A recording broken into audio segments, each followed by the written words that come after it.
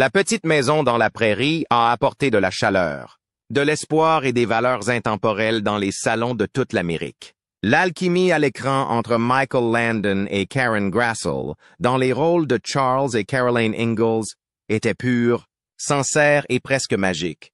Ensemble, ils sont devenus le noyau émotionnel d'une émission qui a défini la télévision familiale pour toute une génération. Mais derrière ces scènes tendres de la frontière, une histoire bien plus complexe se déroulait, qui est restée cachée pendant des décennies. Aujourd'hui, après des années de silence, Karen Grassel s'exprime. Dans une révélation profondément personnelle et inattendue, la femme qui jouait le rôle de Ma partage enfin ce qui s'est réellement passé en coulisses. Et ce qu'elle a enduré risque de changer à jamais votre vision de la série. Des mauvais traitements discrets aux tensions croissantes sur le plateau. Grassel lève le voile sur sa relation de travail avec Landon, une relation qui était loin de l'harmonie saine que nous avons vue à l'écran. Le film La Petite Maison a été tourné par Michael Landon, qui a failli la faire craquer. Restez avec nous pour découvrir la vérité puissante et déchirante qui se cache derrière l'une des familles les plus appréciées de la télévision américaine. C'est le côté de La Petite Maison qu'ils n'ont jamais voulu que vous voyiez, qui s'est imposé à Hollywood. Pendant près d'une décennie, Karen Grassel a été le visage de la maternité à la télévision américaine. Une femme pionnière, douce et résistante, qui a maintenu l'unité de la famille Ingalls dans La Petite Maison dans la prairie. Mais bien avant d'être connue sous le nom de Caroline Ingalls, l'histoire de Madame Grassel a commencé en Californie du Nord. Née en 1942, elle déménage avec sa famille à Ventura à l'âge de 5 ans. Dès son enfance, elle est attirée par les projecteurs. Elle étudie dans une académie de danse locale et se passionne rapidement pour les pièces de théâtre scolaire. Après avoir obtenu son diplôme à la Ventura High School en 1959, son parcours académique l'a menée dans certaines des institutions les plus prestigieuses du pays.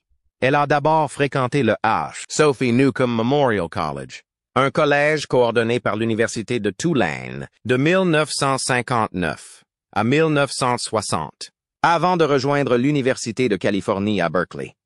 Elle y a obtenu un double B. Mais Grassel ne s'arrête pas là. Ses talents lui ont valu une bourse Fulbright à la célèbre Académie de musique et d'art dramatique de Londres. Ce fut un chapitre qui changea sa vie. Après avoir perfectionné ses compétences à Londres, elle est retournée aux États-Unis, prête à conquérir la scène. Les débuts de Karen sont profondément ancrés dans le théâtre. Elle a passé des étés au Stanford Contemporary Workshop et au Colorado Shakespeare Festival, se plongeant dans des rôles classiques et jouant des rôles principaux qui l'ont consolidé en tant que talent sérieux.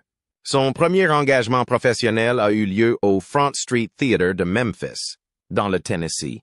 Dès là, elle s'est rendue à New York, où elle s'est immergée dans le monde des théâtres résidents et des théâtres de stock à travers le pays. Elle ne s'est pas contentée de jouer sur scène. Grassel apparaît sur PBS et dans des productions originales et décroche des rôles dans 3 feuilletons télévisés. En 1968, elle fait ses débuts à Broadway dans The Gingham Dog, une expérience éphémère mais déterminante.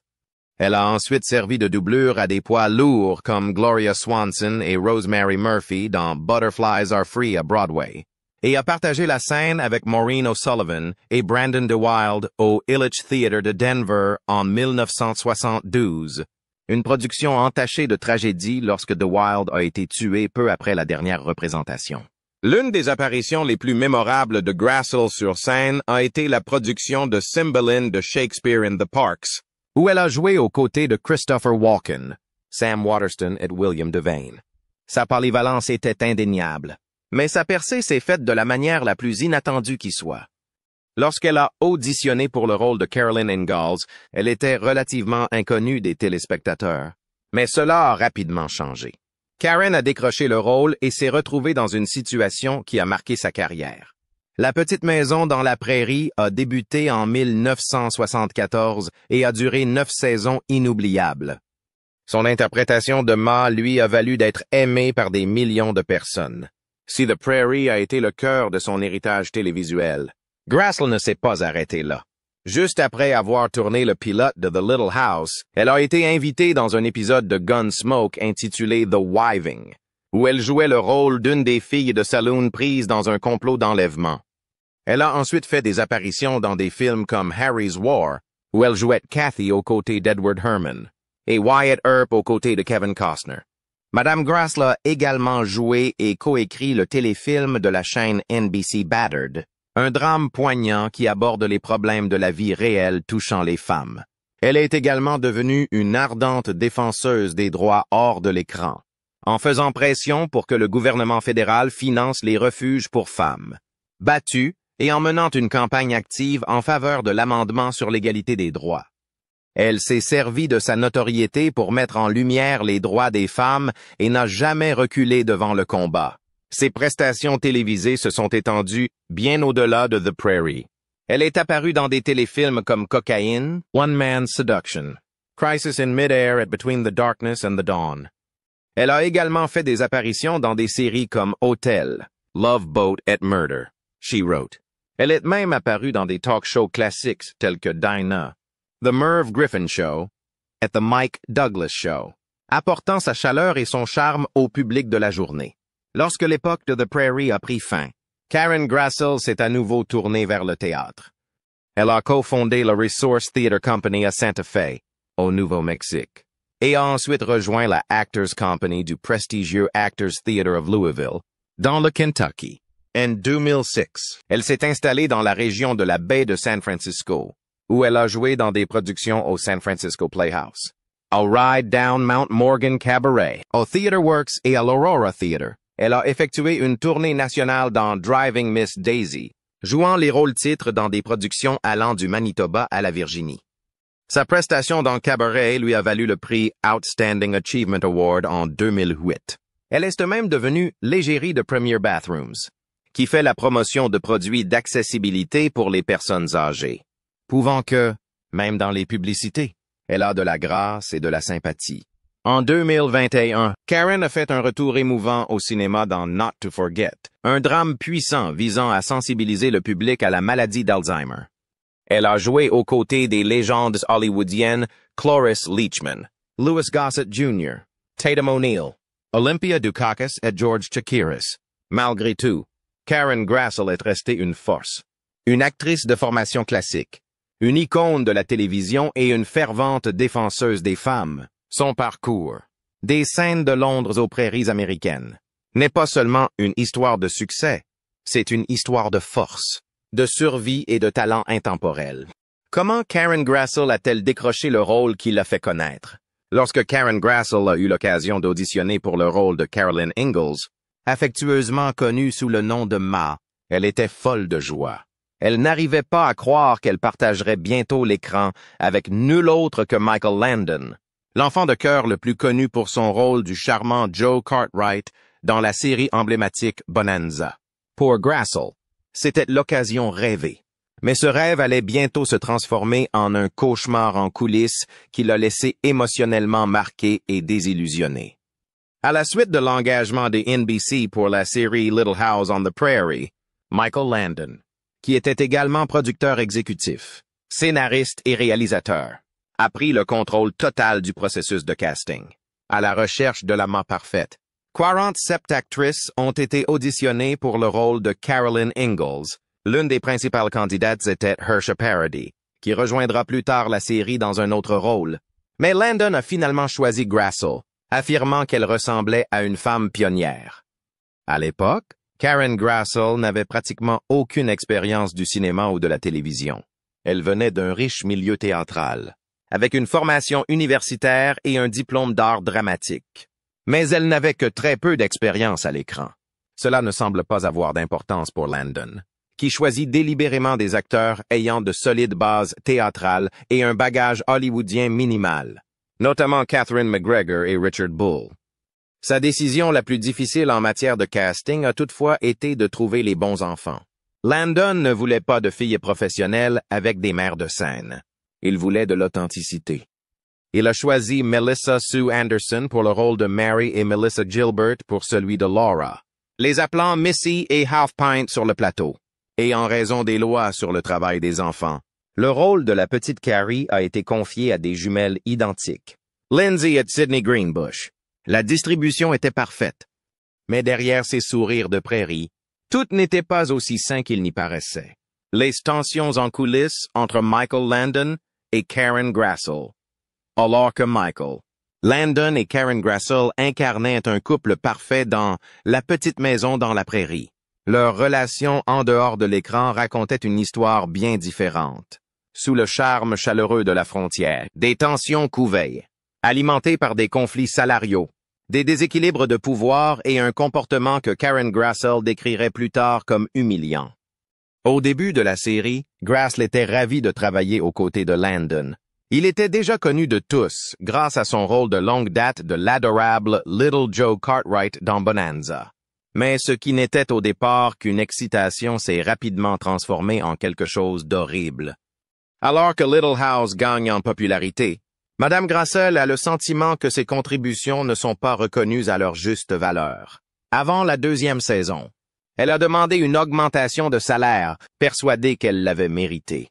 Mais elle a révélé plus tard que Landon avait bloqué sa demande, arguant que son personnage n'était pas si populaire que cela, et suggérant que son salaire devait refléter cela, comparant sa valeur à celle des plus jeunes membres de l'équipe. Après cette dispute, l'atmosphère a changé. Selon Madame Grassel, Landon a commencé à l'écarter des grandes intrigues, à la traiter avec indifférence et à lui donner l'impression d'être invisible. Sur le plateau, elle s'est sentie malmenée. Sa présence était diminuée par des commentaires humiliants et un comportement froid. Le rôle rêvé de Ma est devenu émotionnellement épuisant, jetant une longue ombre sur ce qui aurait dû être un chapitre déterminant de sa carrière. Mais l'expérience de Madame Grassel n'était pas la seule difficulté rencontrée en coulisses. Les costumes d'époque, bien que visuellement authentiques, ont fait du tournage une épreuve brutale. Les comédiennes étaient emmitouflées dans plusieurs couches de vêtements, collants, jupons, bottées et robes à manches longues avec des œillets dans le dos, tout en tournant sous le soleil implacable de la Californie. La série a été tournée à Simi Valley, où les températures dépassaient fréquemment les 80 degrés et franchissaient souvent la barre des 100 degrés en été. Allison Arngrim, qui jouait le rôle de la délicieusement méchante Nellie Olson, s'est souvenu que dès son premier jour sur le plateau, la température a dépassé les 100 degrés, sans compter les lumières brûlantes utilisées pendant le tournage. Sans petit déjeuner, elle a commencé à se sentir mal presque immédiatement. Elle se souvient d'avoir été prise de vertige lors de la préparation d'une scène, mais n'a rien dit, terrifiée à l'idée que quelqu'un puisse penser qu'elle n'était pas assez forte pour ce travail. Au fil des jours, elle est devenue si faible qu'elle avait l'air, dans ses paroles, de quelqu'un qui parle depuis un lit d'hôpital. Sa vision s'est brouillée, puis tout est devenu noir. Un infirmier l'a ranimée sur le plateau et, malgré l'épreuve, elle a terminé le tournage de la journée. Elle deviendra par la suite l'une des méchantes les plus emblématiques de la télévision de l'époque. Mais le vrai méchant, écrit-elle, c'est la chaleur et la lourdeur de la garde-robe. Michael Landon, quant à lui, ne se contentait pas de jouer la comédie. Il écrivait, produisait et réalisait également une grande partie de Little House. Il a apporté des idées et même des scripts entiers de l'époque où il travaillait sur Bonanza. Certains épisodes de Little House présentaient d'étranges similitudes avec d'anciens scénarios de Bonanza, reprenant non seulement l'intrigue et les dialogues, mais aussi les angles de prise de vue. L'un des exemples les plus frappants provient d'un épisode de Bonanza de 1970 intitulé A Matter of Circumstance. Dans cet épisode, Little Joe est frappé par un cheval et, laissé seul à la maison, tente de s'amputer la main pour éviter une infection, mais s'évanouit avant d'avoir pu terminer. 6 ans plus tard, Little House a diffusé l'épisode A Matter of Faith, dans lequel Caroline se blesse à la jambe alors qu'elle est seule à la maison et manque de s'amputer elle-même avant de s'évanouir. Les 2 épisodes ont été écrits par B.W. Sandifer et réalisés par William Claxton. Et les similitudes ne s'arrêtent pas là. L'épisode A Dream to Dream de Bonanza a servi de modèle à l'histoire Someone Please Love Me de Little House. Alors qu'il n'avait que 7 ans, l'épisode émouvant de La petite maison lui a inspiré 12 ans. Si ces chevauchements créatifs ont permis de gagner du temps dans la salle des scénaristes, ils ont également mis en évidence l'habitude de Landon de recycler des contenus familiers. Même les cheveux des acteurs ont été une source d'angoisse. Au début, les boucles spectaculaires de Nellie Olson étaient les propres cheveux d'Alison Arngrim. Elle dormait avec des bigoudis toutes les nuits et arrivait sur le plateau dès 4h30 du matin. Pour supporter les fers à friser nécessaires pour parfaire son look. Finalement, le service des costumes lui a confectionné une perruque sur mesure. Mais cette solution s'est accompagnée de son lot de souffrances. Pour que la perruque reste en place pendant les longues journées de tournage et les bagarres occasionnelles sur le plateau, elle a été fixée à l'aide d'un peigne en métal et de douzaines d'épingles à cheveux. Arngrim a écrit qu'il n'y a pas eu un seul moment où elle s'est sentie à l'aise. Les jours particulièrement difficiles, les épingles s'enfonçaient dans son cuir chevelu, laissant parfois de minuscules coupures. Lorsqu'elle se frottait la tête, elle trouvait des taches de sang sur ses doigts. Le coiffeur du plateau se précipitait alors pour désinfecter ses blessures à l'aide de l'astringent Seabreeze avant que le tournage ne se poursuive. La famille Ingalls a peut-être connu des difficultés à l'écran, faisant face à de mauvaises récoltes, à la pauvreté et à des hivers rigoureux. Mais selon Ed Friendly, l'un des premiers producteurs de la série, elle vivait un peu trop bien en coulisses. Friendly, qui a co-créé la série avec Landon, a déclaré plus tard à People Magazine que la production s'était trop éloignée des livres originaux de Laura Ingalls Wilder. Selon lui, la famille Ingalls a été adoucie et polie pour plaire à la chaîne. L'un des changements qui le dérangeait était que les enfants portaient des chaussures. Landon ne voulait pas qu'ils soient les enfants les plus pauvres de la ville, ce qui, selon Friendly, allait à l'encontre de l'objectif de représenter la dureté de la vie à la frontière. Un autre dirigeant de la chaîne s'est apparemment opposé à ce que la famille vive dans une hutte de terre, la jugeant trop déprimante, ce qui a conduit à l'achat soudain d'une maison à ossature. Frustré, Friendly a prétendu avoir surnommé la série How Affluent Is My Prairie et a plaisanté sur le fait que les Ingalls avaient tout sauf une Cadillac. En fin de compte, Friendly s'est retiré de la série avant sa diffusion, mais celle-ci est devenue un phénomène culturel sans lui. Même avec toutes ses tensions en coulisses, sa chaleur extrême et ses intrigues recyclées, la petite maison dans la prairie a conservé une magie particulière pour le public.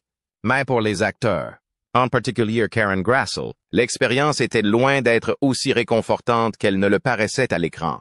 Des blessures invisibles aux évanouissements provoqués par la chaleur, en passant par les déceptions professionnelles et les blessures émotionnelles. La vie derrière la caméra était bien loin des joies simples de Walnut Grove. Ce que les fans ont vu, c'est un drame familial sain sur l'amour, la résilience et les valeurs des pionniers. Ce qu'ils n'ont pas vu, c'est le coût physique, émotionnel et professionnel que certains acteurs ont discrètement payé pour donner vie à ce rêve. Mais si Karen Grassel a connu des difficultés sur le plateau, elle en a aussi connu dans sa vie privée. Le problème d'alcool de Karen Grassel, en 2021. Karen Grassel avait passé des décennies à être une figure bien aimée de l'histoire de la télévision américaine. Mais lorsqu'elle a publié ses mémoires Bright Lights, Prairie Dust, Reflections on Life, Loss, and Love from Little House's Ma, les lecteurs ont rapidement réalisé que le visage nourricier de Caroline Ingalls cachait bien plus de choses que quiconque ne l'avait imaginé. Le livre était personnel, douloureusement. Ce n'était pas seulement un regard sur les coulisses de la petite maison dans la prairie. C'est toute une vie de lutte, de déchirement et de triomphe.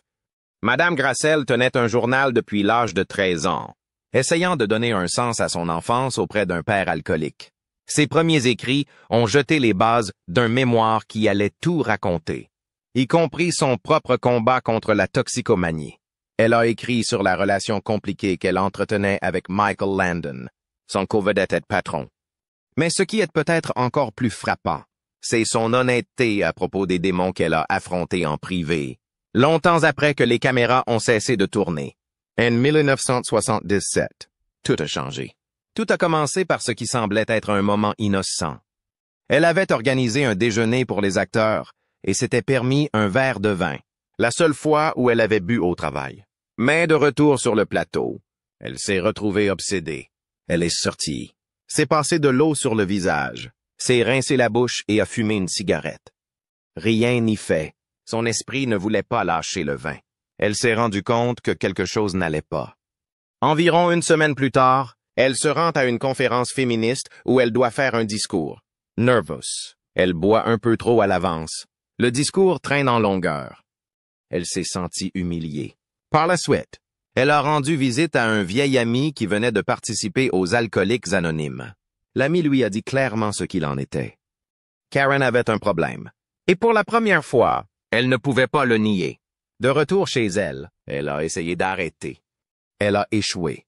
Une nuit d'ivresse de plus. Une conversation gâchée de plus. Encore une fois, les larmes coulent à flot.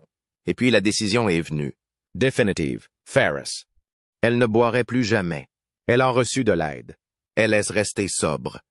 Quelques mois plus tard, son père, son premier modèle de dépendance, est mort d'alcoolisme.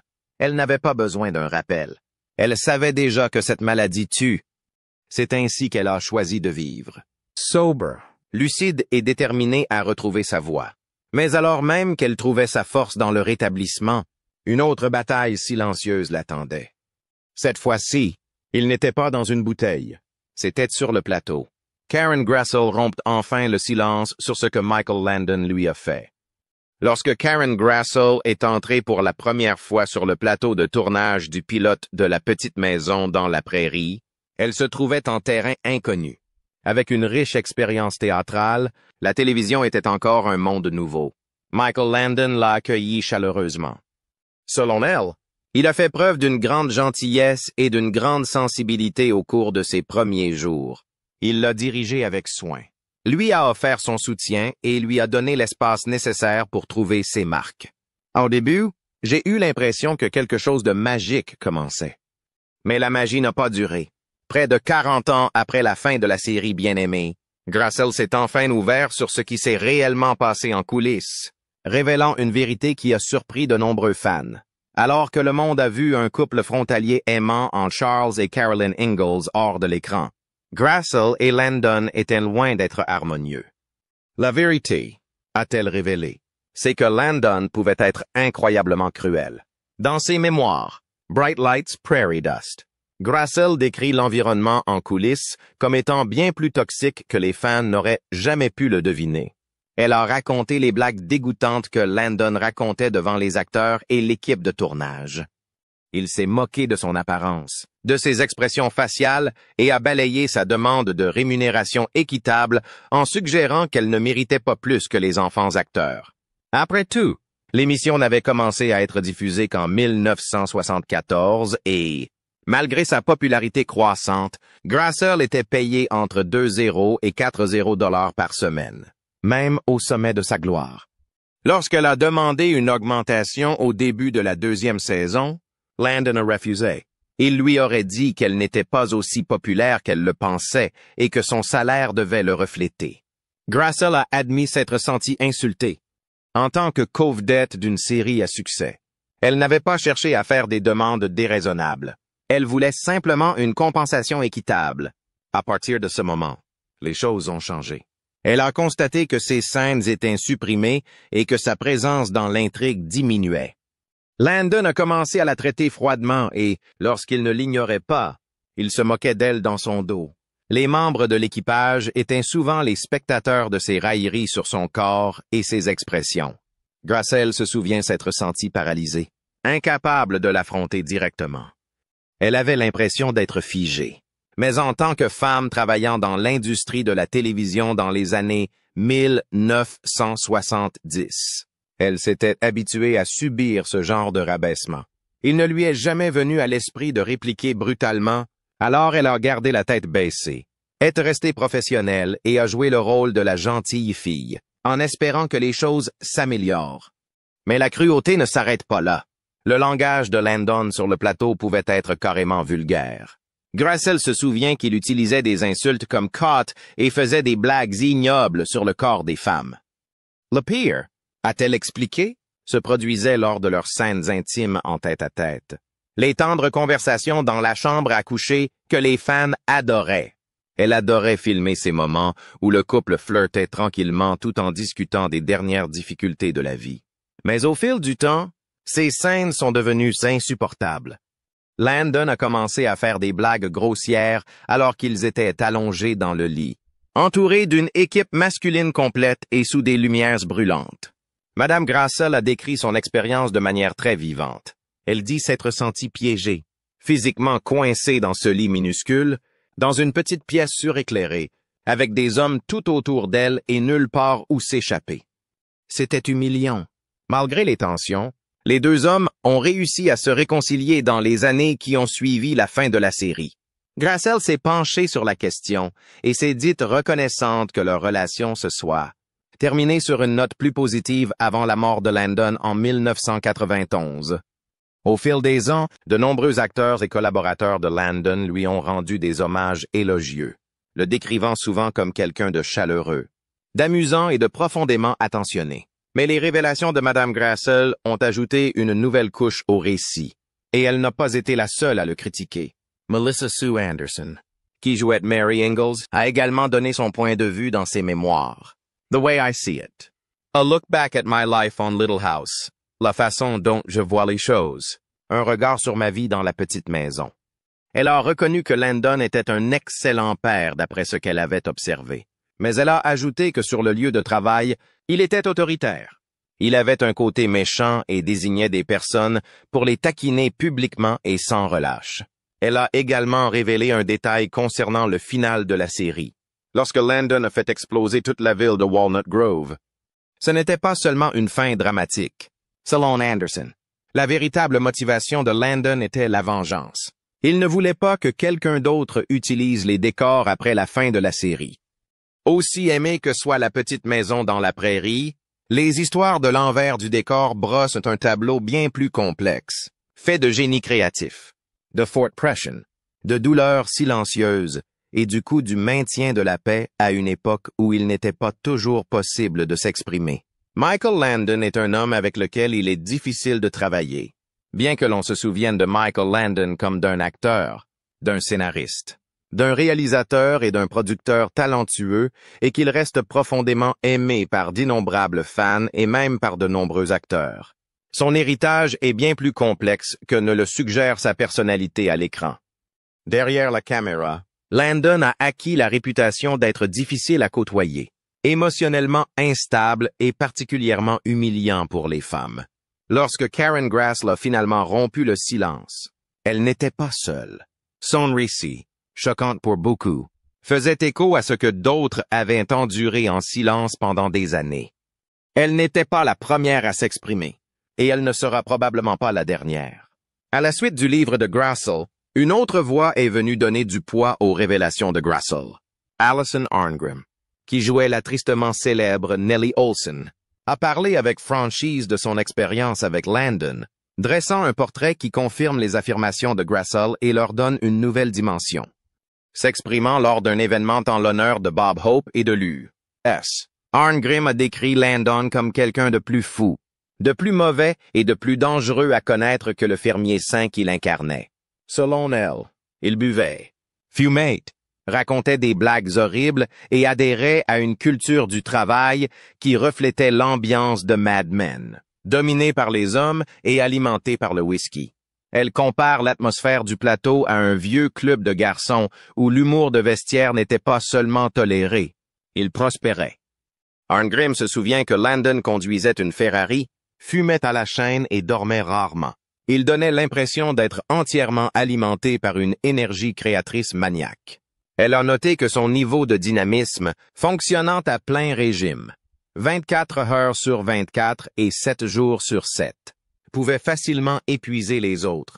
Le plateau, a-t-elle expliqué, connaissait des tensions, mais les désaccords restaient souvent à la porte de la salle de maquillage, qu'elle a qualifiée de zone démilitarisée, où les acteurs se remettaient en place avant d'entrer sur le plateau. Pourtant, malgré le chaos, Madame Arngrim a admis qu'elle appréciait l'énergie sauvage de Landon. Adolescent, elle trouvait son comportement scandaleux divertissant.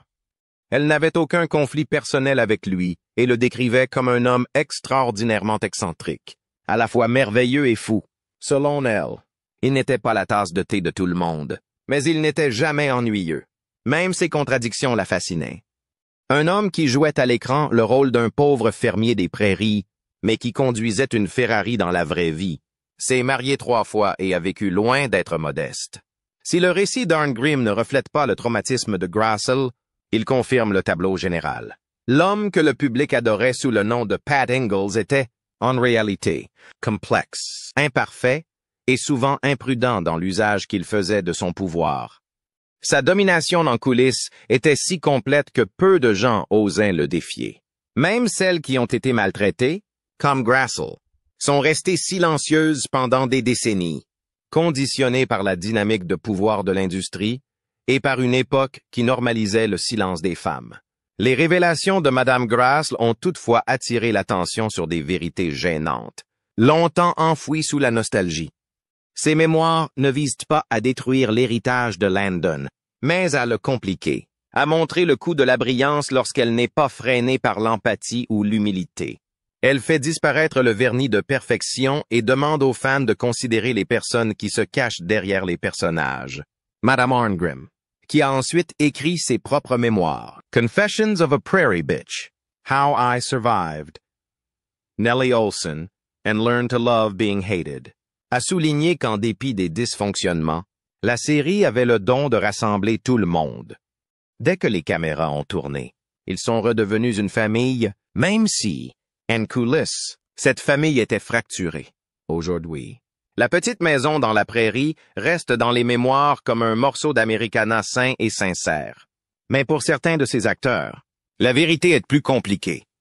Derrière la chaleur et les couchers de soleil de la prairie se cachaient des luttes de pouvoir, des silences douloureux et des moments qui, des décennies plus tard, continuent de piquer du nez. Comment la créativité de Michael Landon a conduit à des problèmes avant que la petite maison dans la prairie ne fasse de Michael Landon le père frontalier le plus aimé des Américains. Il s'était déjà fait un nom en incarnant le charismatique Little Joe dans Bonanza. Les 2 séries sont devenues des icônes, synonymes de valeur familiale, de courage et d'Americana à l'ancienne. Mais en coulisses, les choses étaient rarement aussi saines. Si Little House a révélé que Landon était un perfectionniste au tempérament autoritaire, c'est à Bonanza que ce feu s'est allumé pour la première fois. C'est au Ranch Ponderosa que Landon a perfectionné son art et s'est heurté à ses collègues. Bien avant d'écrire des scénarios et de réaliser des épisodes selon ses propres termes, il froissait les plumes, mais évoluait aussi d'une tête brûlée à un homme déterminé à contrôler la narration. À l'écran comme en dehors, les querelles de plateau ne manquent apparemment pas à Hollywood. Et s'il n'est pas surprenant que tout le monde ne s'entende pas, certaines tensions en coulisses se transforment en véritables rivalités qui peuvent nuire à l'ensemble d'une production. Pour les acteurs, cela crée un environnement de travail toxique. Pour le public, il devient impossible de regarder la série de la même manière. Le drame qui se joue hors de l'écran peut devenir plus important que tout ce qui se passe dans le scénario. Dans certains cas, elle éclipse même l'héritage de la série elle-même. Bonanza, l'un des westerns les plus longs de l'histoire de la télévision, a été diffusé de 1959 à 1973, offrant 14 saisons de récits classiques sur la frontière. Il s'agit d'une série phare de la télévision américaine qui a permis aux téléspectateurs de grandir avec ses personnages et ses acteurs. Au fil des ans, les professionnels de Bonanza sont passés maîtres dans leur art, affinant leur performance, approfondissant leur récit et créant quelque chose de réel. Une telle longévité n'est pas le fruit du hasard.